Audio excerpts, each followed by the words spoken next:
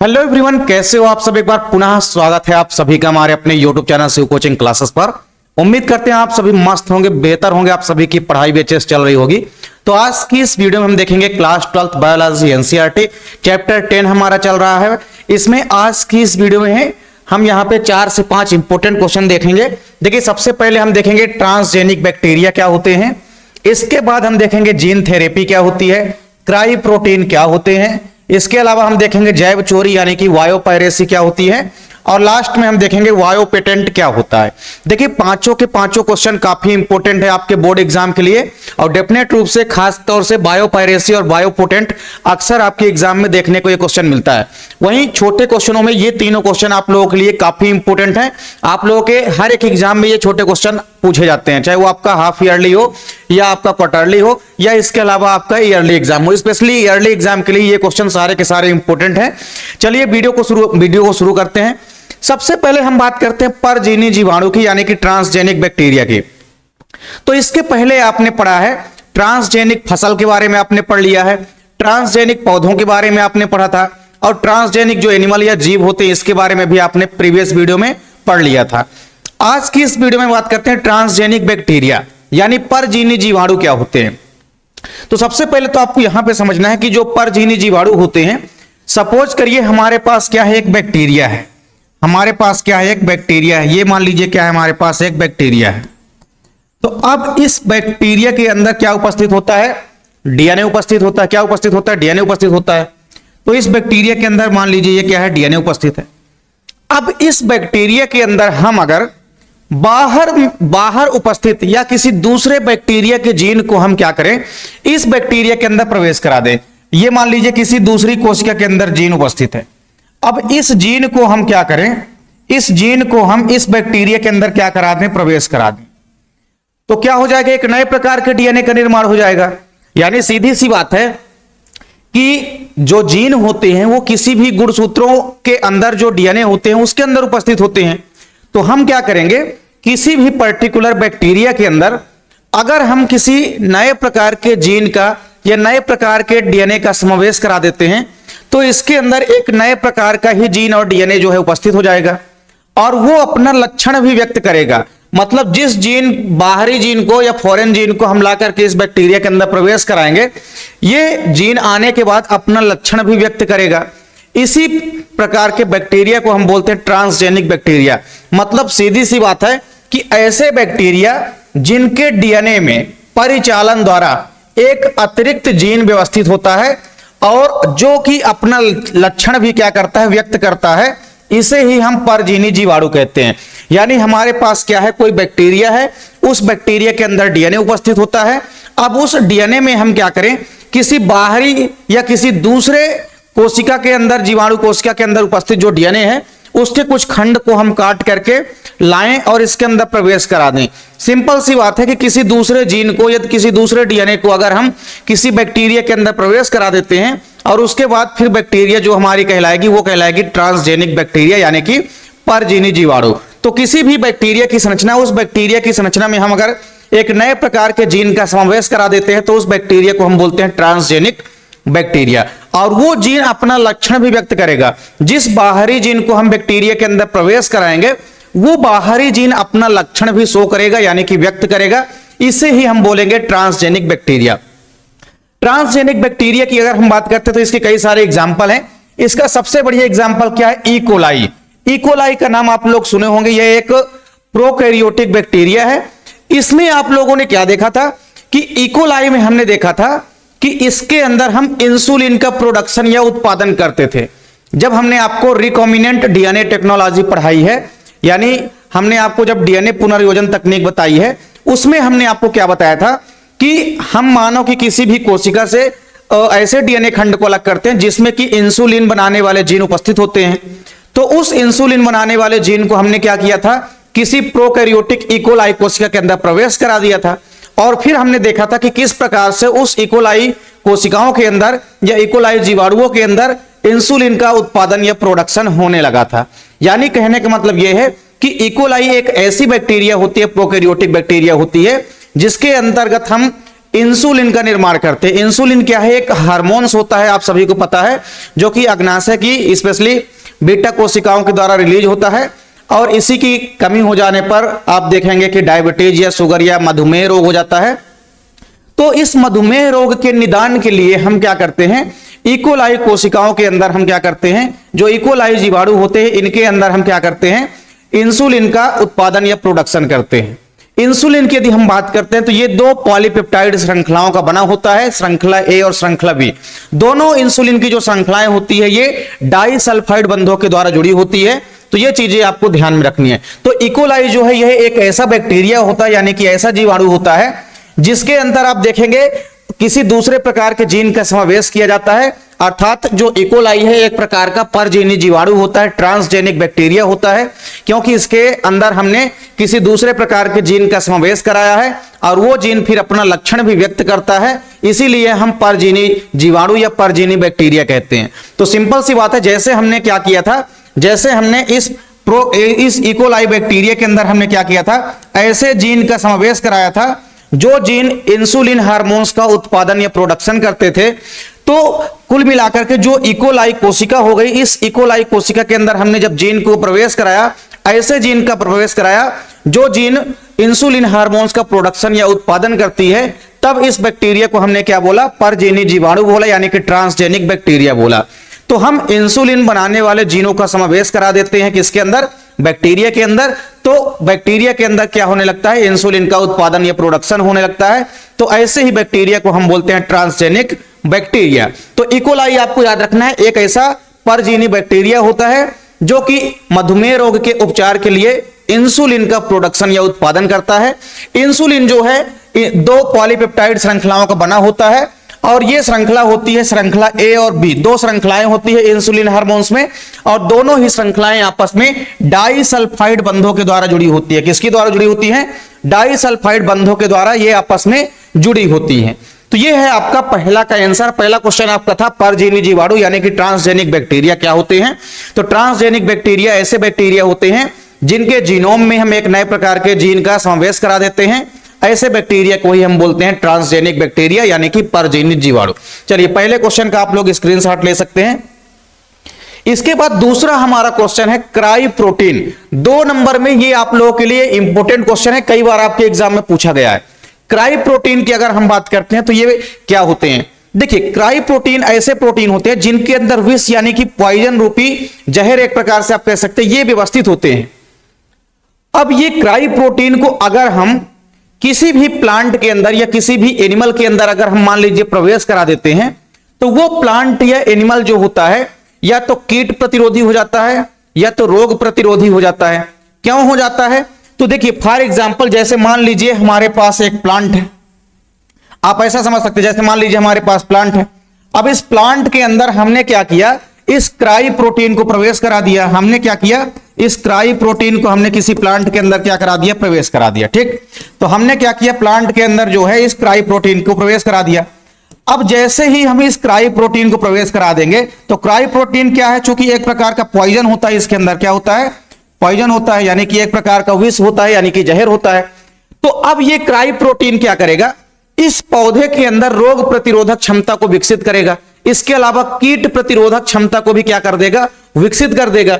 तो जब इस पौधे के अंदर कीट प्रतिरोधी क्षमता आ जाएगी, मतलब कीटों से लड़ने की क्षमता आ जाएगी, तो इसके अंदर अगर आकर के कोई भी एनिमल या इंसेक्ट मान लीजिए बैठता है इस पेड़ के अंदर और इसकी पत्तियों को खाता है, तो वो एनिमल क्या हो जाएगा, धीरे धीरे नष्ट हो जाएगा। तो कुल मिलाकर के आप इतना समझ लीजिए कि जो क्राई प्रोटीन होता है ये एक ऐसा प्रोटीन होता है जिसके द्वारा विष यानी कि जहर जो है कूटबद्ध होते हैं, यानी कि व्यवस्थित होते हैं, और ये जिसके पास पहुंच जाते हैं उसके अंदर रोग प्रतिरोधक कीट प्रतिरोधक क्षमता को डेवलप कर देते हैं। तो क्राई प्रोटीन की अगर स्पेशली हम बात करें तो जो हमारा क्राई प्रोटीन है ये भी आप देखेंगे जो बैसिलस थुरिंजिएंसिस होता है, बैसिलस थुरिंजिएंसिस की कुछ स्पीसीज या कुछ प्रजातियां जो होती है ये इस प्रकार के प्रोटीन का प्रोडक्शन या उत्पादन करती हैं। जैसे अभी आपने बीटी कॉटन देखा था, तो बीटी कॉटन में आपने क्या देखा था, जो बीटी कॉटन आपने देखा था या बीटी कपास आपने देखा था, तो कपास की एक कीट प्रतिरोधी किस्म होती है। तो बीटी कपास में क्या उपस्थित था? एक ऐसा प्रोटीन उपस्थित था जिसके अंदर पॉइजन रूपी जहर विद्यमान था, यानी कि एक प्रकार का विष जो है वो विद्यमान था। तभी तो हमने देखा था कि बीटी कॉटन के अंदर अगर आकर के कोई भी कीट बैठता था तो वो जो बीटी कॉटन था वो कीट प्रतिरोधी उसके अंदर क्षमता विकसित हो जाती है। जब हम बैसिलस thuringiensis जो कि एक बैक्टीरिया होता है, तो इस बैक्टीरिया से प्राप्त जीवाणु को हमने क्या किया था? जीन को हमने प्रवेश करा दिया था। तो इस जो हमारा बैसिलस thuringiensis है, ये बैसिलस thuringiensis जो है इसके अंदर उपस्थित जीन को हमने प्रवेश करा दिया था। कहां? बीटी कपास के अंदर। तो बीटी कपास के अंदर कीट प्रतिरोधी क्षमता जो है विकसित हो गई थी। तो जब इस कपास के पेड़ में कोई भी कीट आकर के बैठते थे और इनकी पत्तियों को खाते थे, वो कीट क्या हो जाते थे? नष्ट हो जाते थे। तो बीटी कॉटन में हमने एक ऐसे जीन का प्रवेश कराया था जो कि कहां से हमको प्राप्त हुआ था? बैसिलस thuringiensis से प्राप्त हुआ था। तो ठीक उसी प्रकार बैसिलस thuringiensis से ही कई सारी इसकी स्पीसीज हैं। मतलब बैसिलस thuringiensis जो है पर्टिकुलर कोई एक स्पीसीज नहीं है, इसकी बहुत सारी स्पीसीज हैं।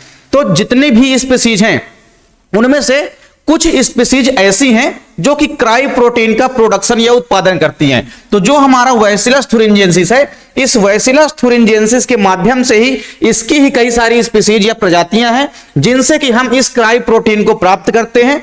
और ये क्राई प्रोटीन के अंदर जो जीन होते हैं इसमें विशेष प्रकार के पॉइजन विद्यमान होते हैं और इस जीन को हम फिर जिसके भी अंदर प्रवेश करा देते हैं। चूंकि क्राई प्रोटीन इसका नाम है लेकिन एक प्रकार का जीन ही है, तो इस क्राई प्रोटीन को अगर हम जिस जीव के अंदर प्रवेश करा देंगे उस जीव के अंदर आप देखेंगे कि चाहे वो कोई पादप हो या कोई भी नॉर्मल फसल हो या इसके अलावा कोई भी कीट हो, इनके प्रति प्रतिरोधकता विकसित हो जाती है। अगर किसी हम पौधे में या किसी फसल में सपोज करिए इस क्राई प्रोटीन को प्रवेश करा देते हैं, तो ये क्राई प्रोटीन क्या कर देता है? उस फसल के अंदर पीड़क नाशकों के प्रति, मतलब जो भी कीट भक्षी पौधे होते हैं या कि जो भी आप कह सकते हैं जो भी पीड़क होते हैं, जो भी कीट होते हैं जो पौधों को नष्ट करते हैं, उनके प्रति इनके अंदर प्रतिरोधकता विकसित हो जाती है। तो क्राई प्रोटीन एक प्रकार का ऐसा जीन होता है जिसके अंदर पॉइजन विद्यमान होता है और जब हम इस क्राई प्रोटीन को किसी भी प्लांट के अंदर इंजेक्ट करा देते हैं तो प्लांट के अंदर कीट प्रतिरोधी और रोग प्रतिरोधी क्षमता उत्पन्न हो जाती है, जिस कारण से ये पौधे सुरक्षित रह पाते हैं। ठीक। और यदि हम बात करें कि क्राई प्रोटीन प्राप्त कहां से किया जाता है, तो बैसिलस thuringiensis की कुछ स्पीसीज या कुछ प्रजातियां होती है जो कि इस क्राई प्रोटीन का प्रोडक्शन या उत्पादन करती हैं। तो बस आपको इतना ही लिखना है कि जीवों में जो विष होता है यानी जो पॉइजन होता है, ये जिस जीन के द्वारा कूटबद्ध होते हैं उसे ही हम क्या कहते हैं? क्राई प्रोटीन कहते हैं। क्राई प्रोटीन स्पेशली आप देखेंगे कि एक प्रकार का क्रिस्टलीय प्रोटीन जो होता है उसी का वर्क होता है, मतलब इसकी स्ट्रक्चर भी आप देखेंगे क्रिस्टलीय होती है और यह बैसिलस thuringiensis जीवाणु की कुछ प्रजातियों से प्राप्त किया जाता है और इसको हम किसी भी प्लांट या पादपों के अंदर प्रवेश करा देते हैं तो वो कीट पीड़कों के प्रति प्रतिरोधी हो जाती है। मतलब किसी भी प्लांट के अंदर अगर हम प्रवेश करा देंगे इस क्राई प्रोटीन को, तो ये जो प्लांट है क्या हो जाएगा? पीड़कों के प्रति प्रतिरोधी हो जाएगा, यानी कि कीटों के प्रति इसके अंदर लड़ने की क्षमता जो है उत्पन्न हो जाएगी। चलिए, इसके बाद हमारा तीसरा क्वेश्चन है जीन थेरेपी। ये भी छोटा सा क्वेश्चन है। जीन थेरेपी का सीधा सा संबंध है, आपको पता है कि किसी भी कोशिका के अंदर क्या होते हैं, किसी भी कोशिका के अंदर ये मान लीजिए कोई भी क्या है? सेल है। अब सेल के अंदर क्या होते हैं आपको पता है? सेल के अंदर क्या होता है? न्यूक्लियस यानी कि केंद्रक होता है। क्या होता है?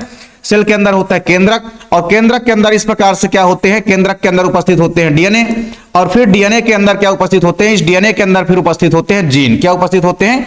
डीएनए के अंदर फिर उपस्थित होते हैं जीन। तो ये सीक्वेंस तो आपको पता है कि किसी भी सेल के अंदर केंद्रक होते हैं, केंद्रक के अंदर गुणसूत्र होते हैं, क्रोमोसोम होते हैं, फिर क्रोमोसोम के अंदर डीएनए होते हैं और डीएनए के अंदर फिर होते हैं जीन उपस्थित। ठीक। अब आपको समझना है जीन थेरेपी क्या होती है। तो मान लीजिए किसी भी डीएनए खंड में जो जीनों का सीक्वेंस होता है, जीनों का जो क्रम होता है, मान लीजिए एक हमारे पास क्या है? एक हमारे पास ये डीएनए की श्रृंखला है। अब इस डीएनए की श्रृंखला में अगर मान लीजिए यहां पे जीन उपस्थित हैं,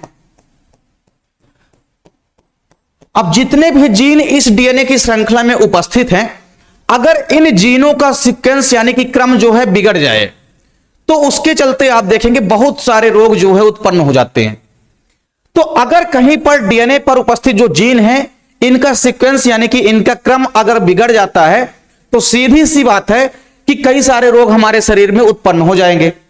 तो हम क्या कर सकते हैं कि ये जो जीनों का सीक्वेंस मान लीजिए बिगड़ गया है, तो इन बिगड़े हुए जीनों के सीक्वेंस को अपन ठीक कर सकते हैं।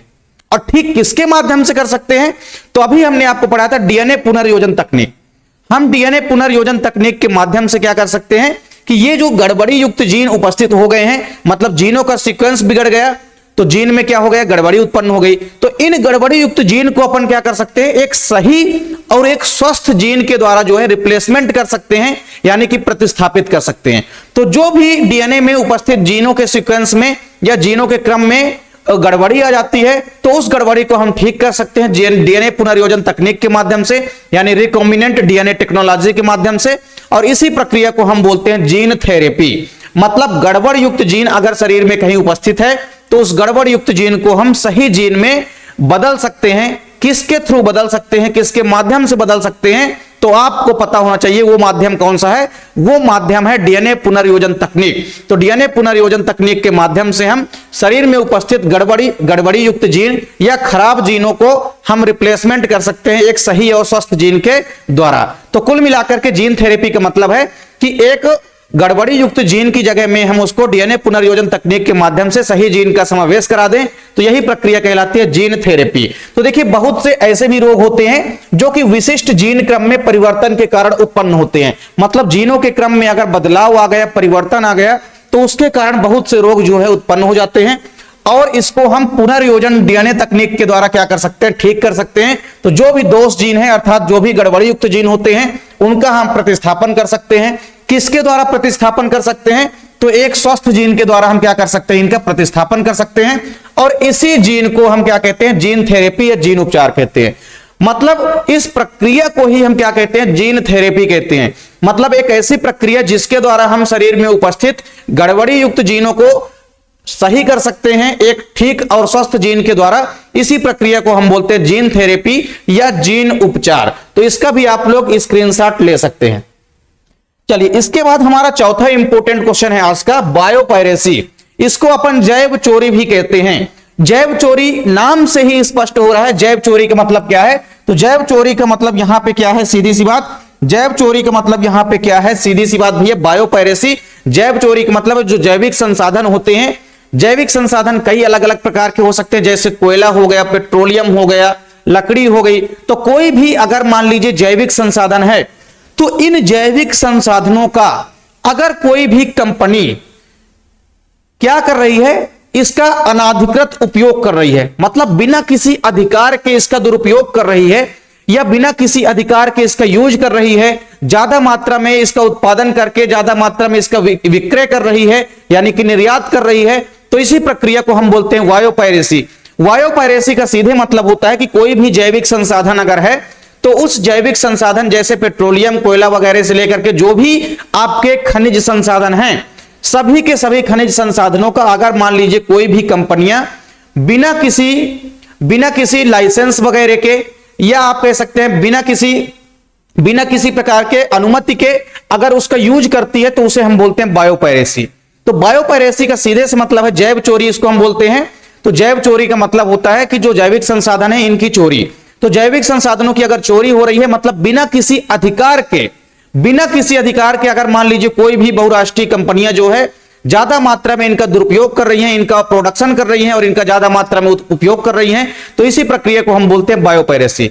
यानी आप सिंपल सी बात देखेंगे कि बहुत से ऐसे संगठन उपस्थित हैं, यानी कि बहुत से ऐसे ऑर्गेनाइजेशन हैं, बहुत से ऐसे संगठन हैं और कई सारी ऐसी कंपनियां आ गई है मार्केट में, जो कि आप देखेंगे किसी भी देश में स्पेशली पाए जाने वाले जो खनिज संसाधन होते हैं, या जो जैविक संसाधन होते हैं या खनिज संसाधन होते हैं, इनका बिना किसी अधिकार के दोहन कर रही हैं, और इस प्रक्रिया को ही हम बोलते हैं बायोपायरेसी। तो सीधी सी बात है कि हमारे पास कोई भी मान लीजिए क्या है, खनिज पदार्थ, क्या है हमारे पास कोई भी मान लीजिए खनिज पदार्थ है, तो इस खनिज पदार्थ का अगर कोई भी कंपनी या कोई भी संगठन जो है ज्यादा मात्रा में इसका उपयोग कर रहा है, वो भी बिना किसी अधिकार के, जैसे आप लोग गाड़ी चलाते हैं तो उसके लिए भी क्या बनता है, लाइसेंस बनता है कि 18+ अगर आप हैं तो आपका लाइसेंस बनेगा, तभी आप गाड़ी चलाने के योग्य हैं।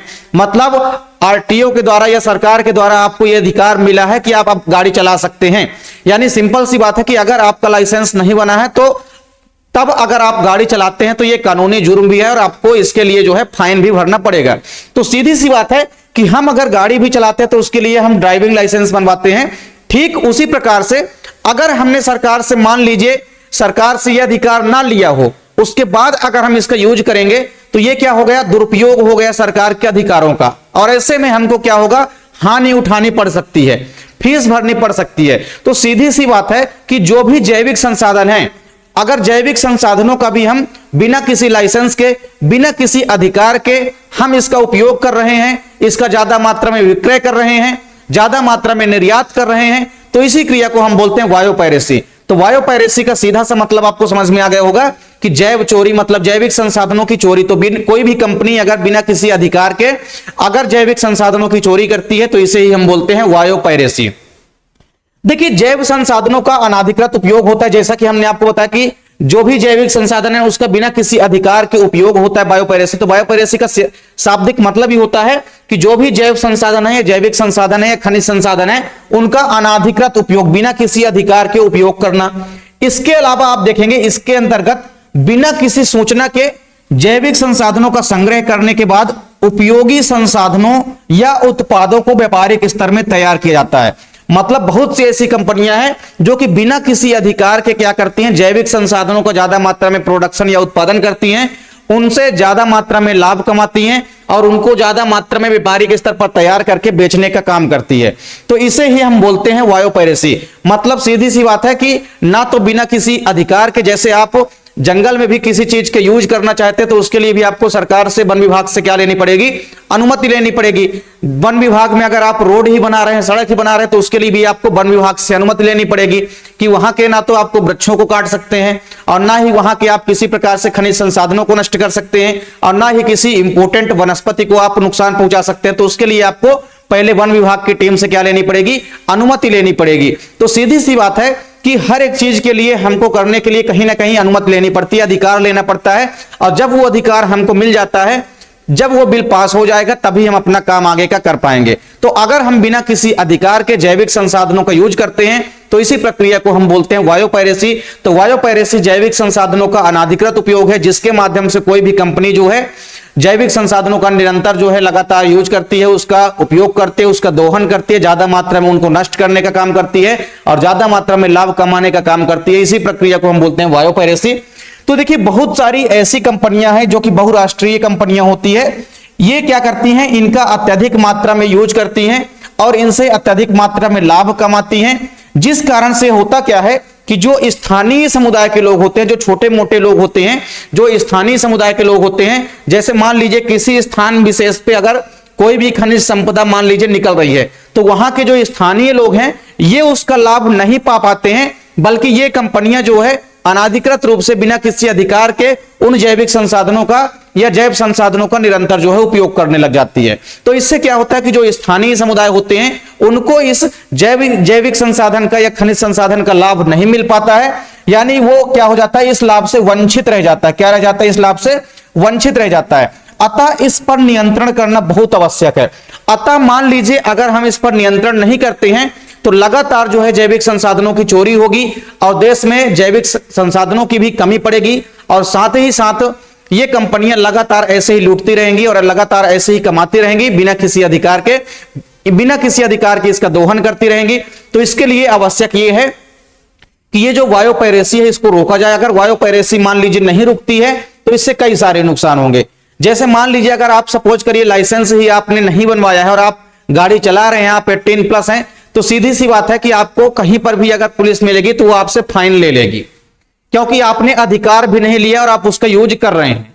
तो ऐसा ही होगा अगर बायोपायरेसी करते समय मान लीजिए अगर कोई व्यक्ति या कोई विशेष कंपनी अगर पकड़ती है, तब भी आप देखेंगे कि उसके खिलाफ जो है कार्यवाही होती है। यानी सीधी सी मतलब है कि अगर अधिकार लेकर के थोड़ा बहुत मात्रा में उसका यूज करते हैं तब तो ठीक है, लेकिन बिना किसी अधिकार के अगर हम यूज कर रहे हैं किसी भी जैविक संसाधनों का तो ये तो अनाधिकृत उपयोग हो गया। तो बिना किसी अधिकार के अगर जैविक संसाधनों का निरंतर दुरुपयोग होगा तो इस प्रक्रिया को हम क्या बोलते हैं, बायोपायरेसी बोलते हैं। तो बायोपायरेसी के द्वारा कोई भी कंपनी जो है बिना किसी अधिकार के जैविक संसाधनों का निरंतर यूज करती है और साथ ही साथ ज्यादा मात्रा में लाभ कमाती है, जिस कारण से जो स्थानीय समुदाय के लोग होते हैं उनको इसका लाभ नहीं मिल पाता है वो इस लाभ से वंचित रह जाते हैं। चलिए, तो ये आप वायोपायरेसी या जैव चोरी का पूरा स्क्रीनशॉट ले सकते हैं। ये क्वेश्चन आपके बोर्ड एग्जाम के लिए काफी इंपॉर्टेंट है।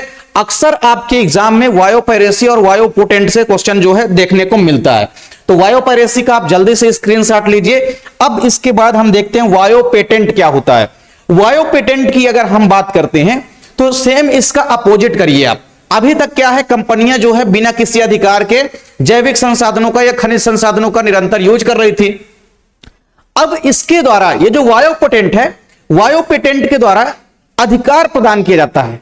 जैसे मान लीजिए हमने आपको एग्जाम्पल दिया है लाइसेंस का, इसके अलावा बहुत सारे अधिकार हैं। जब आप सरकार से पास करा लेते हैं तभी आप कोई भी काम कर पाते हैं। तो सिंपल सी बात है कि सेम इसी प्रकार से ये जो बायोपेटेंट है ये एक प्रकार से अधिकार प्रदान करता है, कंपनियों को एक प्रकार से अधिकार प्रदान करने का काम करता है। और इसमें कुछ लिमिट होती है। लिमिट का मतलब यह है कि जैसे अगर आपने लाइसेंस भी बनवा लिया तो लाइसेंस की एक लिमिट होती है कि इसका यूज आप जो है 10 सालों के लिए कर सकते हैं, मतलब 10 साल तक ये लाइसेंस आपका जो है वैलिड रहेगा। सेम उसी प्रकार से आप यहां पे देखेंगे कि ये जो बायोपेटेंट होता है ये किसी भी संगठन या किसी भी कंपनी को क्या करता है, एक प्रकार का अधिकार प्रदान करता है। तो जैविक संसाधनों के यूज करने का, उससे लाभ कमाने का और उसका निर्यात करने का एक निश्चित समय तक के लिए जो है अधिकार देता है। और उस निश्चित समय अवधि के अंदर ही जो कंपनियां होंगी वो वायोपायरेसी के द्वारा, चूंकि बायोपायरेसी के द्वारा क्या हो रहा था, बिना किसी अधिकार के दोहन हो रहा था, लेकिन ये जो वायोपेटेंट है ये एक प्रकार का कंपनियों का अधिकार प्रदान करता है। कोई भी अगर मान लीजिए कंपनी है तो कोई भी कंपनी जो है इस कंपनी को क्या करेगा, ये जो हमारा वायोपेटेंट है, वायोपेटेंट को क्यों शुरू किया गया है? वायोपेटेंट इसीलिए शुरू किया गया है कि अगर कोई भी कंपनी जो है दुरुपयोग कर रही है लगातार जैविक संसाधनों का, तो वो इसका लगातार बिना किसी अधिकार के दोहन ना कर पाए। तो इसके लिए ही वायोपेटेंट को शुरू किया गया है। मतलब वायोपायरेसी को रोकने के लिए, वायोपायरेसी को खत्म करने के लिए ही आप देखेंगे वायोपेटेंट को शुरू किया गया है। और वायोपेटेंट के द्वारा हम क्या करते हैं, किसी भी कंपनी को हम क्या करते हैं, एक अधिकार प्रदान करते हैं। क्या करते हैं?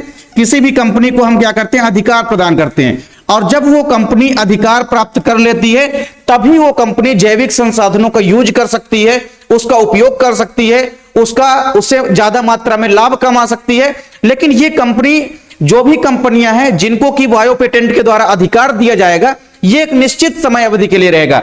ऐसा नहीं है कि एक बार किसी ने पेटेंट करा लिया तो वो उसका यूज कर सकता है। पेटेंट का मतलब यह है कि अगर मान लीजिए आपको अधिकार मिल गया किसी भी जैविक संसाधन को यूज करने का, तो ऐसा नहीं है कि आप मन माना चाहें, जब तक चाहें उससे लाभ कमा सकते हैं। उसमें भी आपको एक निश्चित लिमिट दी रहेगी, एक निश्चित समय अवधि दी रहेगी। उस निश्चित समय अवधि के अंदर ही आप क्या कर सकते हैं, किसी भी जैविक संसाधन का आप यूज कर सकते हैं, उससे लाभ भी कमा सकते हैं, लेकिन एक निश्चित समय तक। तो सीधी सी बात है कि बहुत सी बहुराष्ट्रीय कंपनियां जो थी कि बायोपायरेसी के द्वारा क्या कर रही थी, जैविक संसाधनों का दुरुपयोग कर रही थी, जिसके कारण जो खोजकर्ता लोग थे और जो अनुसंधान कार्यकर्ता लोग थे, इनको लाभ नहीं मिल रहा था खनिज संसाधनों का। तो इसको रोकने के लिए ही वायोपायरेसी जो है शुरू की गई है, वायोपेटेंट जो है शुरू किया गया है। तो वायोपायरेसी को रोकने के लिए ही वायोपेटेंट को शुरू किया गया है। यानी जो भी जैविक संसाधनों की चोरी हो रही थी, उस जैविक संसाधनों की चोरी को रोकने के लिए हमने क्या किया है, वायोपेटेंट जो है लागू किया है। और वायोपेटेंट के द्वारा हम क्या करते हैं, वायोपेटेंट के द्वारा हमें एक अन्वेषण का एक विशिष्ट समय अवधि तक लाभ दिलाने के लिए एवं उनसे उत्पादित सामग्री का उत्पादन करने, उनका दोहन करने, उनका उपयोग करने तथा उनका विक्रय करने का अधिकार दिया जाता है।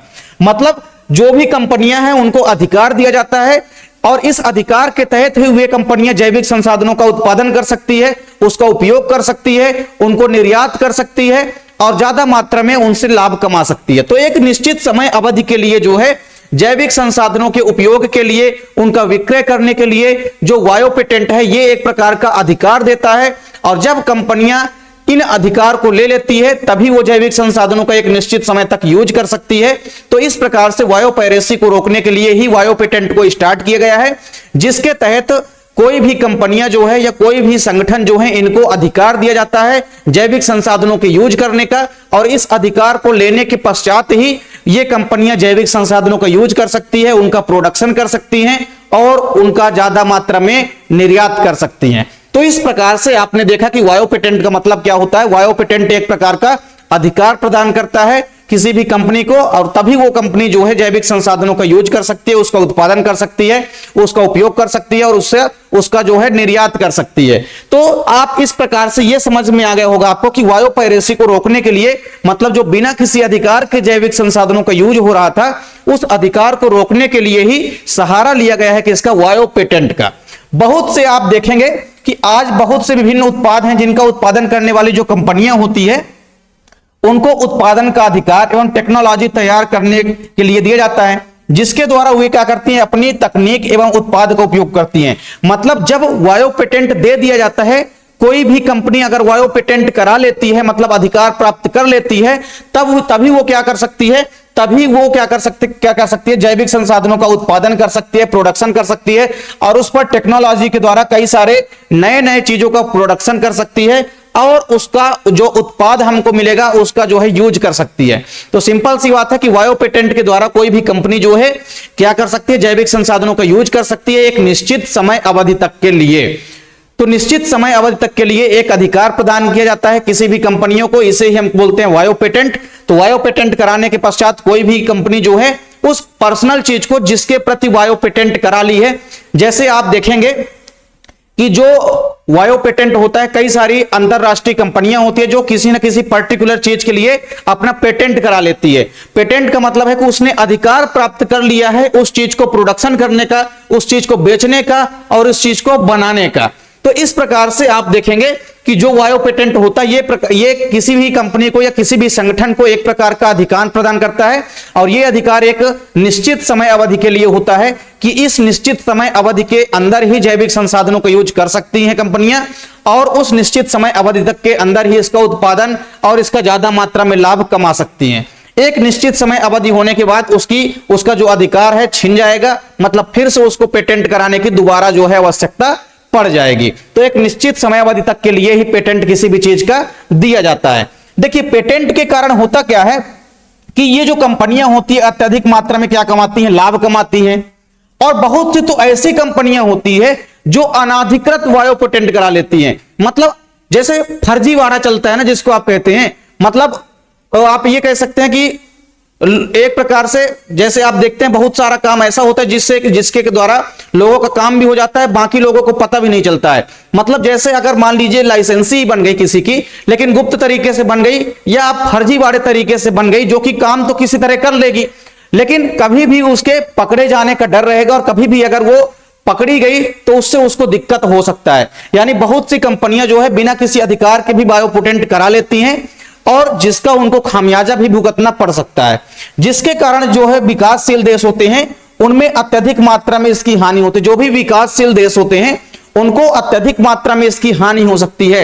अगर कोई भी कंपनी मान लीजिए बिना किसी अधिकार के ही वायु पेटेंट करा लेती है, तो इससे क्या होता है, जो विकासशील देश है उस विकासशील देश को हानि हो सकती है। अगर उस विकासशील देश से खनिज पदार्थों का, जैविक संसाधनों की चोरी होने लगेगी अनाधिकृत रूप से, मतलब पेटेंट तो उसने करा लिया लेकिन बिना किसी अधिकार के करा लिया है, तो ऐसे में भी कुछ कंपनियां लाभ कमाती है। तो कुल मिलाकर के वायु पेटेंट में आपको बताना है कि यह एक प्रकार का अधिकार प्रदान करता है किसी भी कंपनी को या किसी भी संगठन को, जिस अधिकार के तहत ही एक निश्चित समय अवधि तक वो कंपनियां या संगठन जो हैं जैविक संसाधनों का या खनिज संसाधनों का निरंतर यूज कर सकते हैं, और एक निश्चित समय अवधि के बाद जो है इन पर नियंत्रण आ जाएगा। मतलब एक निश्चित समय अवधि होने के पश्चात फिर जैविक संसाधनों का यूज ये कंपनियां नहीं कर पाएगी। तो इस प्रकार से आपने देखा कि वायु पेटेंट और वायु पायरेसी क्या होती है। तो सिंपल सी बात हमको ये समझ में आई कि वायु पायरेसी को रोकने के लिए वायु पेटेंट का सहारा लिया गया है, यानी वायु पेटेंट जो है शुरू किया गया है। तो वायु पेटेंट के द्वारा कुछ नहीं, बस एक अधिकार प्रदान किया जाता है, जिस अधिकार को पाने के पश्चात ही कंपनियां या संगठन जो हैं जैविक संसाधनों का यूज कर सकती हैं, उनका प्रोडक्शन कर सकती हैं, उनका उपयोग कर सकती हैं और उनका निर्यात कर सकती हैं।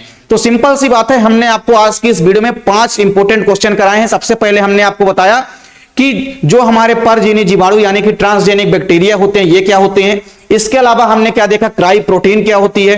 क्राई प्रोटीन के अलावा हमने क्या देखा कि वायु पायरेसी और वायु पोटेंट क्या होता है। इसके अलावा हमने देखा कि जीन थेरेपी क्या होती है। तो पांचों के पांचों जो क्वेश्चन है इंपोर्टेंट है आपके बोर्ड एग्जाम के लिए, और आप लोग क्या करते हैं कि थोड़ा सा वीडियो देखने के बाद स्किप कर देते हैं, क्योंकि देखिए कोई भी स्पेशली टॉपिक है, जैसे छोटे छोटे टॉपिक है, तो उसको हम क्या करते हैं एक ही वीडियो में 3 से 4 टॉपिक को हम प्रोवाइड करा देते हैं। तो ऐसा नहीं है कि चैप्टर ज्यादा लंबे हैं, चैप्टर 9 और चैप्टर 10 बहुत छोटे छोटे चैप्टर हैं। तो हम क्या कर रहे हैं, इसके 4-5 टॉपिक को एक साथ कवर करा देते हैं, तो इसीलिए आपके चैप्टर जो है जल्दी कवर हो गए हैं। तो ये हमारा शायद तीसरा या चौथा लेक्चर है, और इस तीसरे या चौथे लेक्चर में हमारा चैप्टर जो है लगभग खत्म हो चुका है। अब इसके जितने भी इंपॉर्टेंट क्वेश्चन है, जितने भी वस्तुनिष्ठ क्वेश्चन है, इन सब की वीडियो भी हम आपको प्रोवाइड कराएंगे। तो उम्मीद करता हूं वीडियो आपको पसंद आई होगी। वीडियो अगर आप लोगों को अच्छी लगे तो आप लोग लाइक कमेंट जरूर किया करिए, साथ ही साथ अपने दोस्तों के बीच भी ज्यादा से ज्यादा वीडियो को शेयर करिए। अगर आप लोग चैनल को सब्सक्राइब नहीं किए हैं तो आप लोग चैनल को सब्सक्राइब कर लीजिए, साथ ही साथ बेल आइकन प्रेस कर लीजिए ताकि वीडियो की नोटिफिकेशन आपको मिलती रहे। अगर आप लोग हैंड रिटन नोट्स लेना चाहते हैं बायोलॉजी की या किसी भी सब्जेक्ट की, तो आपको उसके लिए कांटेक्ट करना पड़ेगा 9685 29 91 49 पर। इस नंबर पे आप कांटेक्ट कर सकते हैं, आपको हैंड रिटन नोट्स जो है व्हाट्सएप के माध्यम से प्रोवाइड कराई जाएगी। तो उम्मीद करता हूं वीडियो आपको पसंद आई होगी। मिलते हैं आप लोगों से नेक्स्ट वीडियो में, तब तक के लिए जय हिंद, वंदे मातरम।